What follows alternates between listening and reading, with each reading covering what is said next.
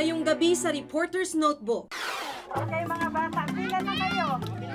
Bilan na kayo ng maayos. Programang supplemental feeding program ng pamahalaan. Sagot sa kumakalam na sikmura o pantawid gutom lang.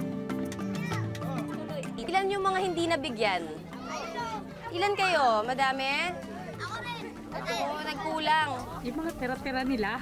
Oo. Yan. Ilan ho? Ilan ang nyo? Ilang piraso? Tatlo. Mga testigong nagsiwalat ng mga umano'y dayaan noong eleksyon. Paano pinangangalagaan? Palipat-lipat, hindi na makapaghanap buhay. Sino yung nasa likod mo, maya-maya titigil, pati sa taas titingin, baka ganon ang buhay ko ngayon. Mga produktong made in Korea. Bagong banta sa negosyong Pinoy.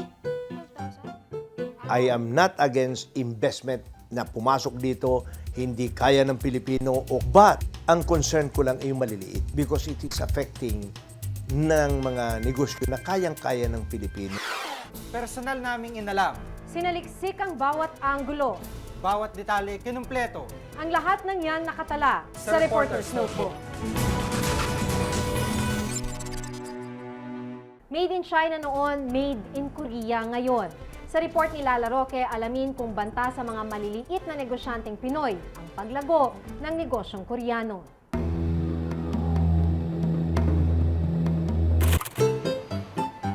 Sapatos, cosmetics, sasakyan, at kung ano-ano pa. Walang dudang ang Pilipinas. Tinamaan na ng tinatawag na Korean Wave o ang paglaganap ng popularidad ng kulturang Koreano. Pero sa pag-agos nito, nakabubuti o nakasasama ba sa mga maliliit na negosyanteng Pilipino? Kilalang bagsakan ng mga murang produkto ang Divisoria. Kung nooy mga gamit na made in China ang nangunguna, ngayon, binabaha na rin ng mga produktong Koreano. Ano to, silver? Korean silver lang po siya.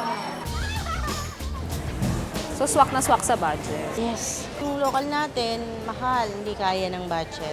Dito, marami pang magagandang disenyo, tapos mura pa, kayang-kaya. Dito sa tindahan na to, puro made in Korea ang mga gamit. Mula sa bag, damit, sapatos, pati accessories. Pero hindi Koreano ang may-ari, kundi mga Pilipino.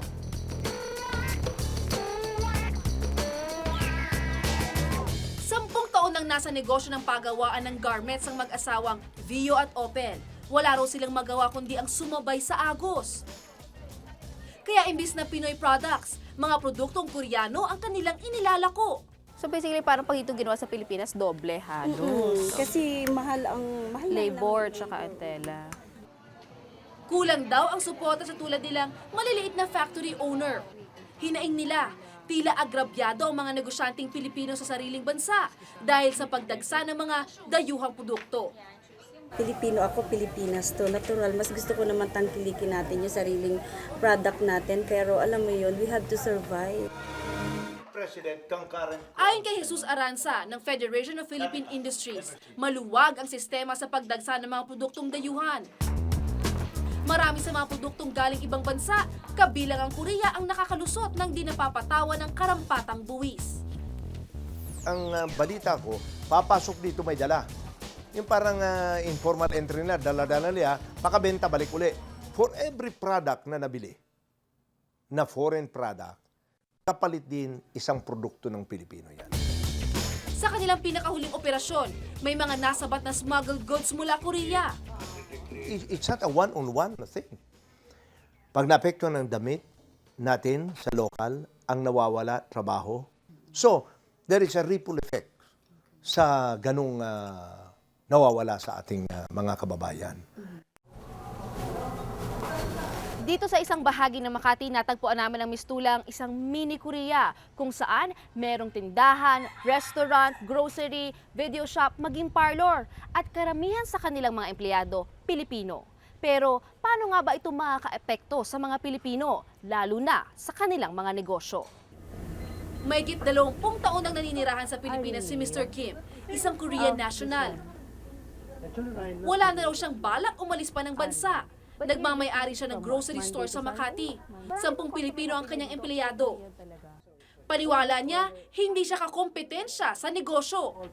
Actually, Korean item, is only for the Korean people, not compete the Filipino.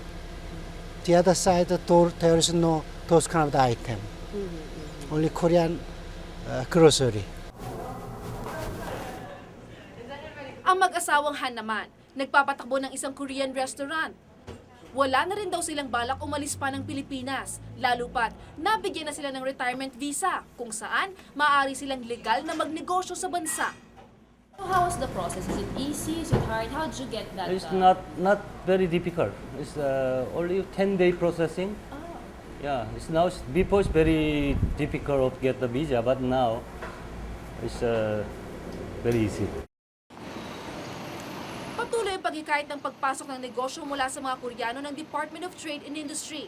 Mas malaki raw ang benepisyo rito ng mga Pilipino, lalo't kung di pa raw kaya ng mga Pinoy makipagsabayan sa negosyo.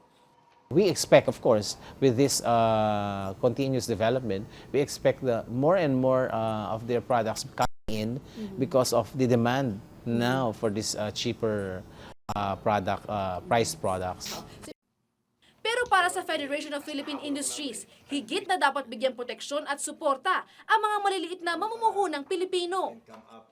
I am not against investment na pumasok dito, hindi kaya ng Pilipino o kaya mayroong transfer of technology, no? About shipbuilding. But ang concern ko lang ay yung maliliit because it is affecting ng mga negosyo na kayang-kaya ng Pilipino.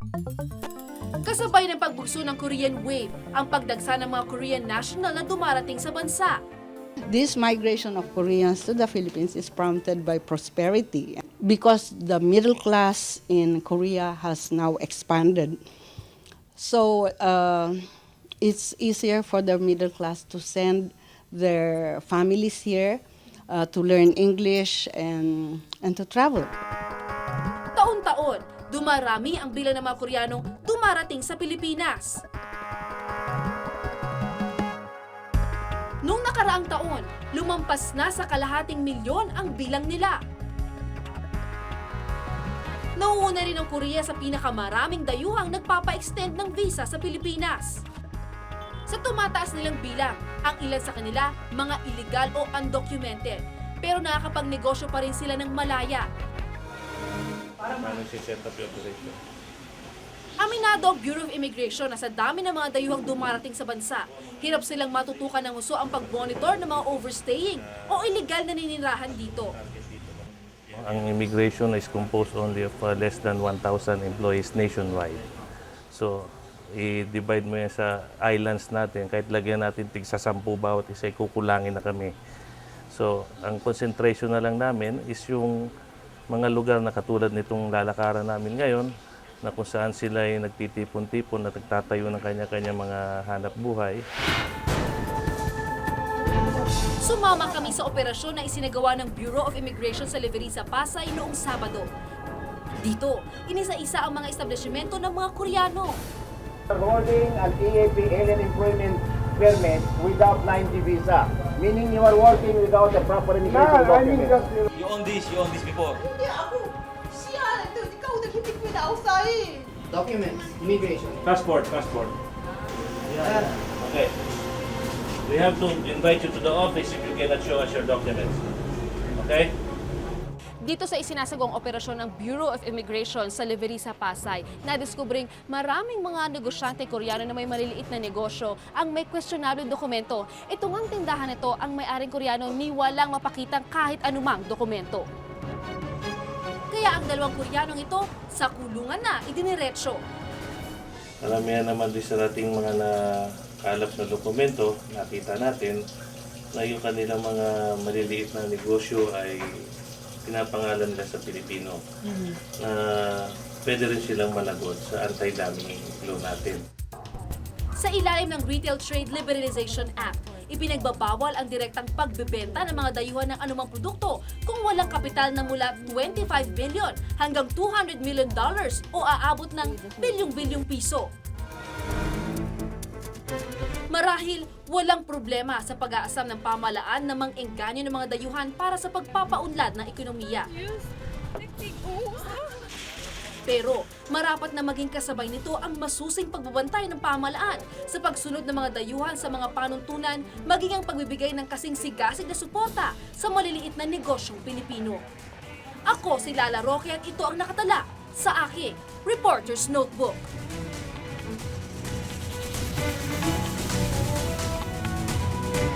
Binigyan kami ng listahan, kudeko. Binigyan kami, tapos yan, ang isulat mo, ito na ilagay mo ng number 1, ito ilagay mo ng number 2, si Singson, pati si Pichay. Dami nang lumabas. Di lang naman ako ang lumabas eh. May nagawa bang? Naglakas loob sila para ibulgar ang umano'y naganap na dayaan nung nakaraang eleksyon. Pero ang naging kabayaran sa kanilang revelasyon, buhay at kaligtasan. Paano nga ba pinangangalagaan ng mga kinaukulan ang seguridad ng mga lumalantad na testigo?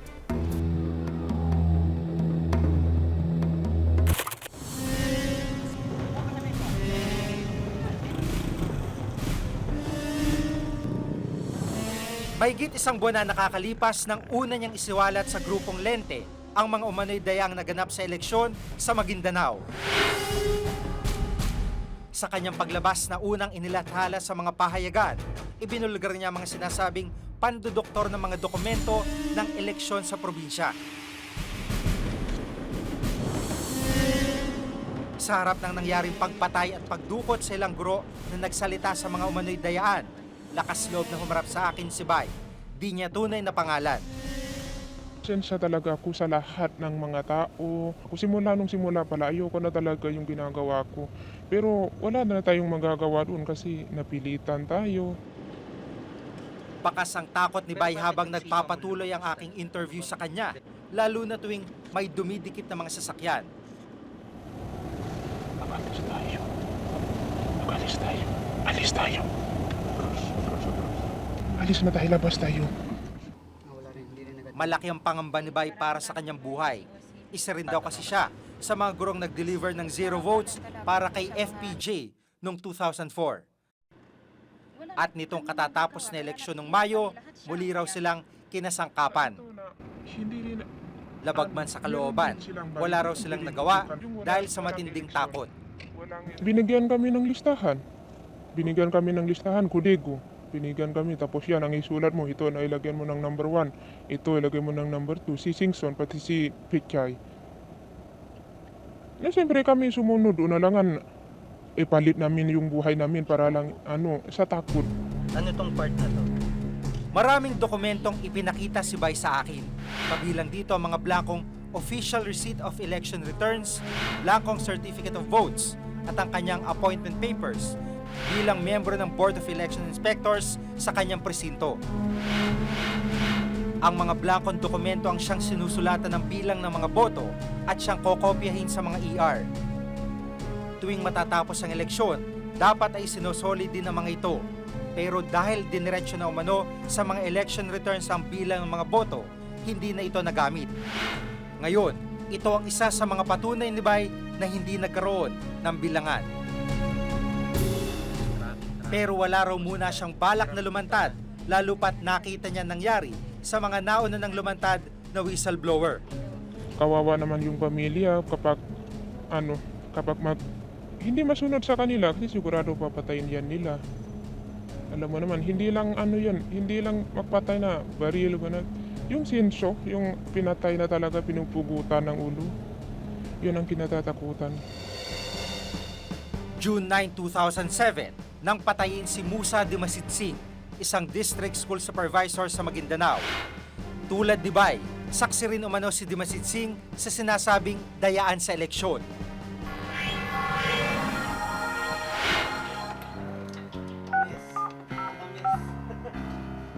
Inalam namin ang estado ng kaso ni Dimasitsing sa pulisya. Mga cartographic sketch ng suspect ang kanilang inilabas. Pero hanggang ngayon, hindi pa rin nahuhuli ang mga salarin sa nangyaring pagpatay. Ayon sa Lente, isang grupong nagbantay sa naganap na eleksyon, malaki ang epekto ng pagpatay kay Dimasit Singh at pananakot sa iba pang lumalabas na whistleblower. Yung mga guro, tinitingnan rin nila. Meron bang gagawin ng COMELEC sa incident nung pagkamatay ni Dimasit Singh? Yung sa 2 guro na basta na lang nawala. Anong ginagawa ng COMELEC ngayon? Kung walang ginagawang COMELEC, bakit pa sila lalabas? Bakit pa nila ipapahamak yung sarili nila, pati na rin yung kanilang mga pamilya? Pero ibang paninindigan ng Commission on Elections, wala raw basihan para imbestigahan ang mga nangyari sa mga whistleblower dahil hindi pa raw ito napapatunayan. Kahit na mga naging kapalit ng mga testimonyang ito, kapahamakan sa buhay ng mga lumantad na whistleblower. Yun na naman that is a hearsay as far as we're concerned because nothing was brought to us. And we are not supposed to investigate each and everything that comes out in the newspapers. We will be spending so much time for that para kami naghahanap ng karayom sa haystack, di ba?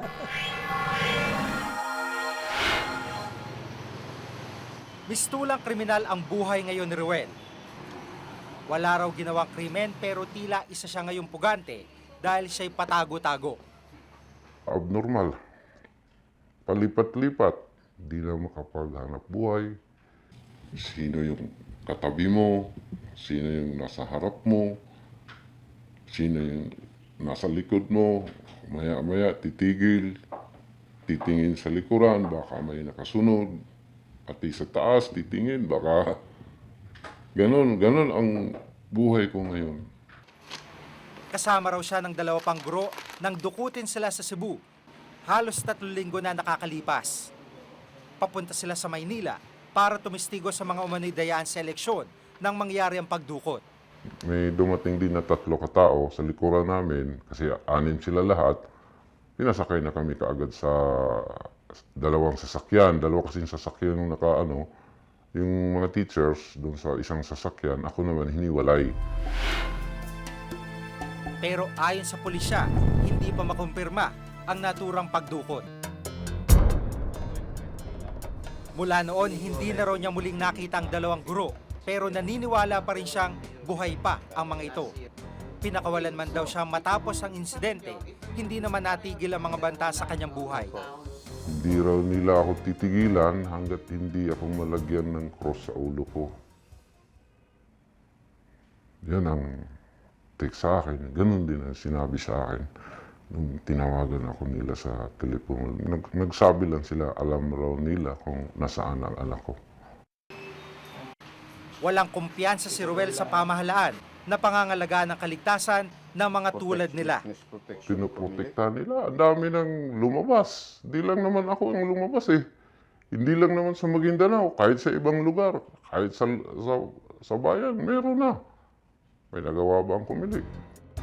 Maaring ipasok sana sa Witness Protection Program ang mga tulad ni Ruel. Sa ilalim ng programa, bibigyan ng ligtas na tirahan at sapat na tulong pinansyal ang isang testigo. I was planning to confer with the Secretary of Justice, Raul Gonzalez, and request him to provide witness protection to them. Pero giit ng COMELEC, walang lumalantad o lumalapit sa kanila. But they refused to even talk with us. See? Kailangan din daw munang dumaan sa butas ng karayo ang isang whistleblower bago maipasok sa protection program. But we do not know whether he is guilty or not. We might be protecting somebody who is himself guilty. We have to examine the qualifications of the person. Pero hindi raw magiging epektibo ang witness protection program kung walang tiwala ang mga lumalatad na testigo sa mga otoridad. Yung tiwala yun is also a function of yung bang mga may kasalanan, napaparusahan ba? Yung mga whistleblowers, sana naman bigyan naman ng lunas yung kanilang sinasabi by prosecuting and putting in jail the criminals na isinumbong nila. No? That partly solves the problem of the threats to them. And moreover, it breaks the cycle of impunity, the cycle of crime, the cycle of non-prosecution and non-jailing of criminals. Buhay at kaligtasan ang naging kapalit ng kanilang mga revelasyon. May katotohanan man ang kanilang mga sinasabi o patutunayan pa lang, nararapat lang na sila'y pangalagaan. Ako si Jig Manikad at ito ang nakatala sa aking Reporter's Notebook. Isa ang Sitio Damayan sa itinuturing na pinakamahirap na barangay dito sa lungsod ng Maynila. Dito ang pangunahing pinagkakakitaan ng mga residente ay ang pangangalkal ng basura at ang pag-uuling. At dahil sa labis na kahirapang yan, dito rin mismo matatagpuan ang pinakamaraming mga kabataang malnourished. Bibigyan kita ng 1,000,000 piso kung makikipag-lips to lips ka sa palaka. Makipag-wrestling sa buhaya. Magpabitin pati warik. Rola, bilisan mo! Matulog sa kamao. Ano gusto mo pa ng 1 million?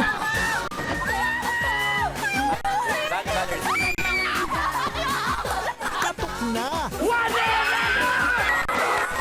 Tok, tok, tok! Tuwing linggo, bingo ng gabi. Bilyong piso ang inilaan para sa supplemental feeding program ng pamahalaan. Tiya sa atin kung tamang sagot ito sa lumalalang problema o pantawid gutom lang sa kumakalam na sikmura ng maraming Pilipino.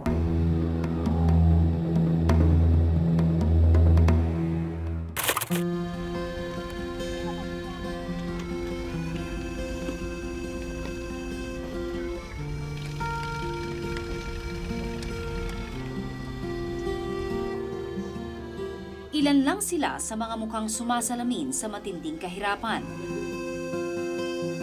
Para sa kanila, isang malaking biyaya na ang makakain ng isang beses sa isang araw. Okay mga bata, pila na kayo. Pumila na kayo ng maayos at Maaga pa nang maabutan naming nakapila ang mga batang ito. Kanya-kanyang bitbit ng plato o kaya'y baso.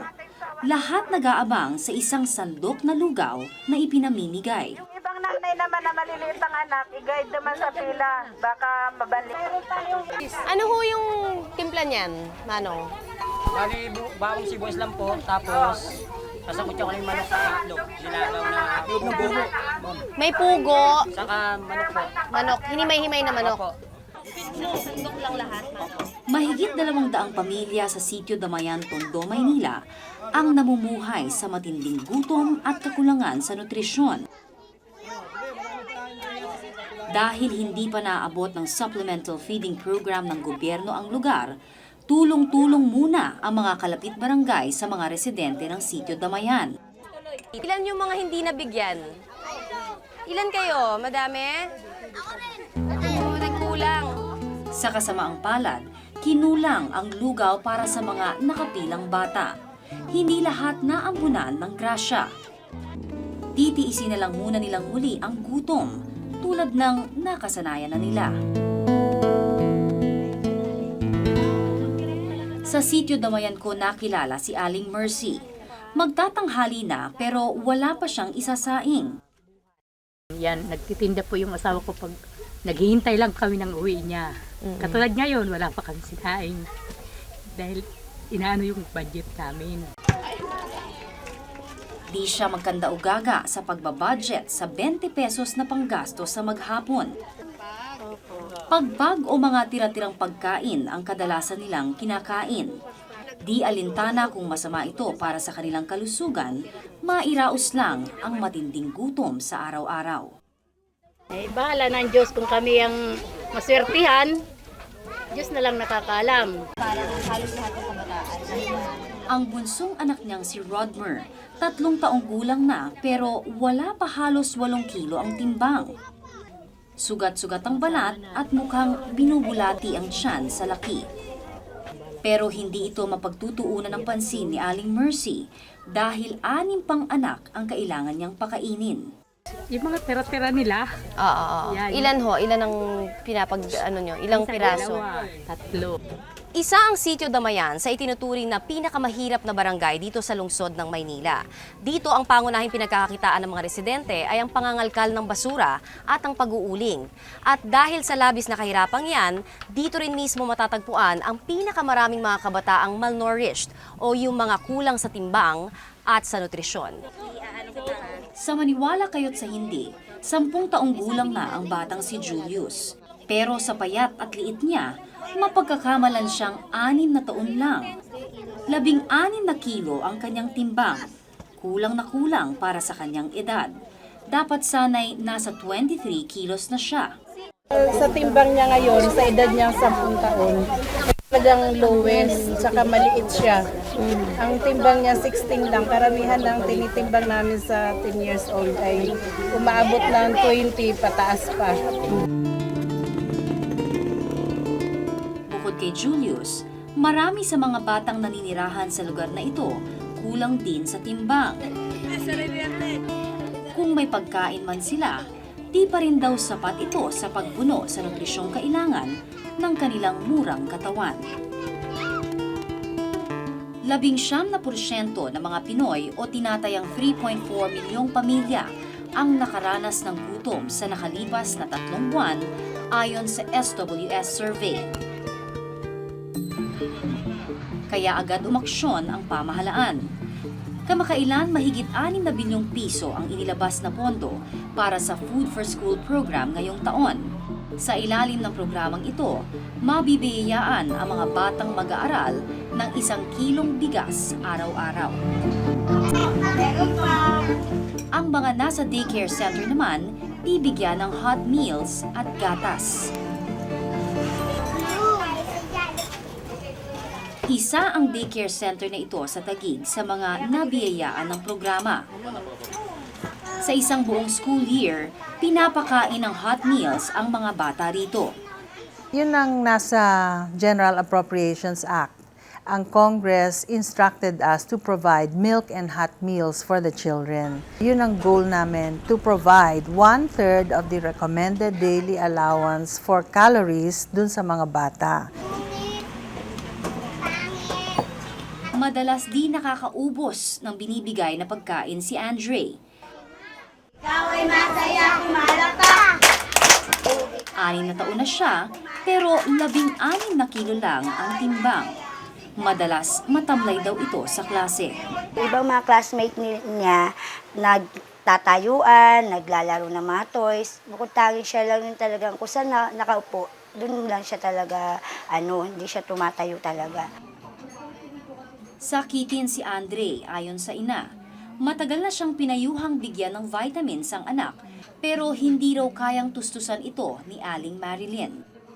Siyempre, bilan ng vitamins, siya lang talaga yung pagtutuunan namin ng para manumang ba yung katawan niya.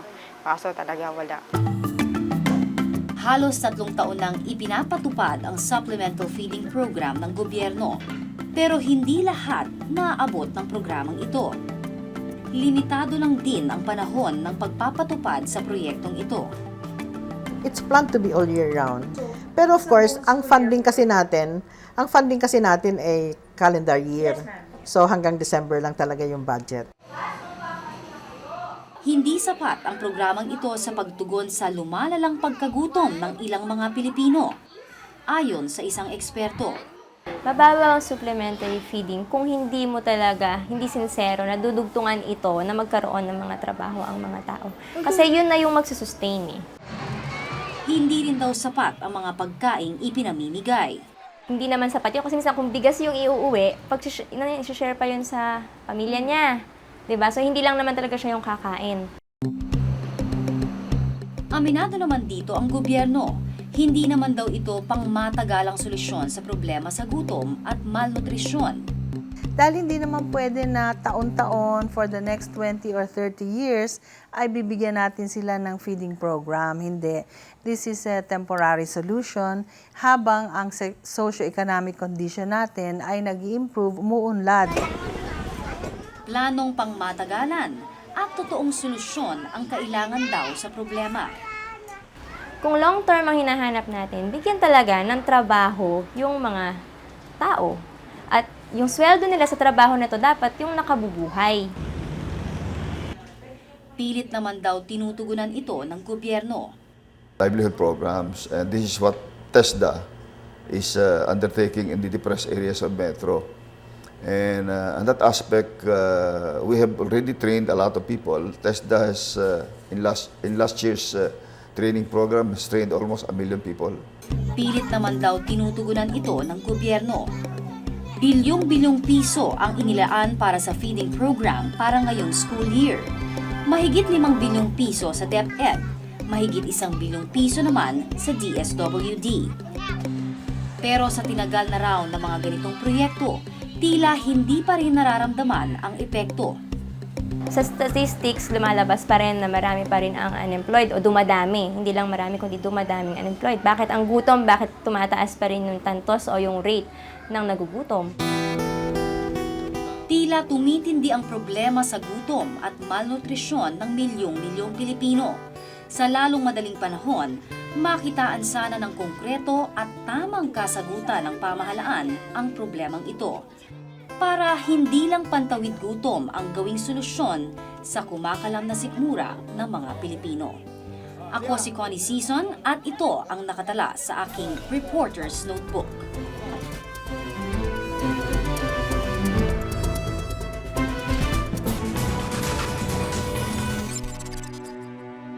Kung may nais kayong ipasiyasat na isyo o balita, maaari kayong tumawag sa aming numerong 982-7777, local 1424. Maaari rin po kayong mag-email sa reportersnotebook@gmanetwork.com. Para sa malalimang pagtingin sa mga issue at balita, samahan niyo po kaming muli hanggang sa susunod na Martes.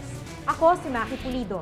Ako si Jig Manikad at ito ang Reporter's Notebook.